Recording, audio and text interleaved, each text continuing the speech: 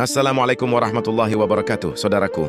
Ini kisah menakjubkan tentang seorang yang bergelimang harta dan kekuasaan tiba-tiba karena sebuah peristiwa yang luar biasa. Ia tinggalkan semua, memilih hidup sederhana menjadi rakyat biasa. Inilah kisah taubatnya Ibrahim bin Adham. Ibrahim bin Adham adalah raja di kota Balkh, wilayah Afghanistan sekarang. Hidupnya serba kecukupan. Istana megah, pakaian mahal, makanan lezat, pengawal, kekuasaan, semua ada. Dunia benar-benar di genggamannya, tapi ternyata hatinya kosong dan hampa.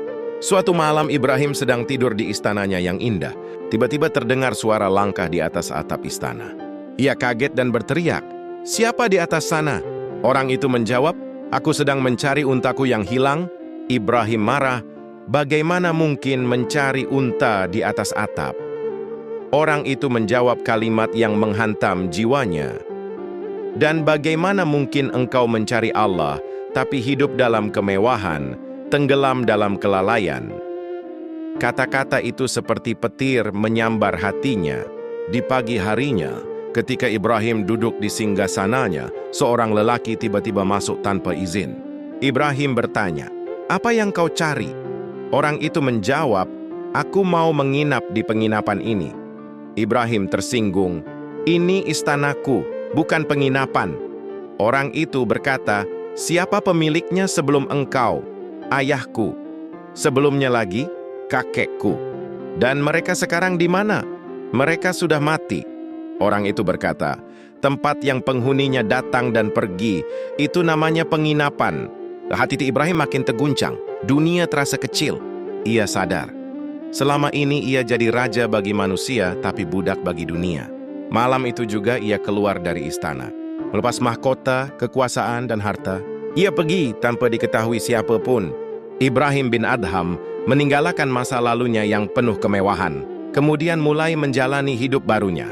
Pernah jadi penjaga kebun, pernah jadi buruh, pernah jadi nelayan. Makan dari hasil kerja sendiri.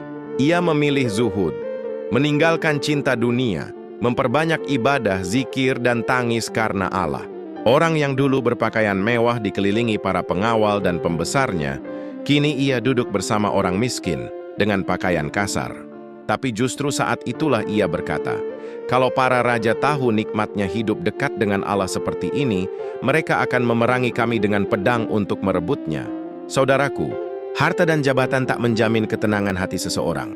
Kita sering mengira kebahagiaan itu ada pada harta, jabatan, pujian manusia, tapi semakin dikejar hati justru makin gelisah. Allah sudah memberi jawaban yang jelas dalam Al-Quran. Ingatlah, hanya dengan mengingat Allah hati menjadi tenang. Al-Quran Surat Ar-Ra'd 28. Kebahagiaan sejati bukan saat dunia memeluk kita.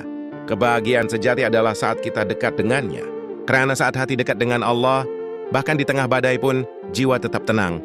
Wassalamualaikum warahmatullahi wabarakatuh.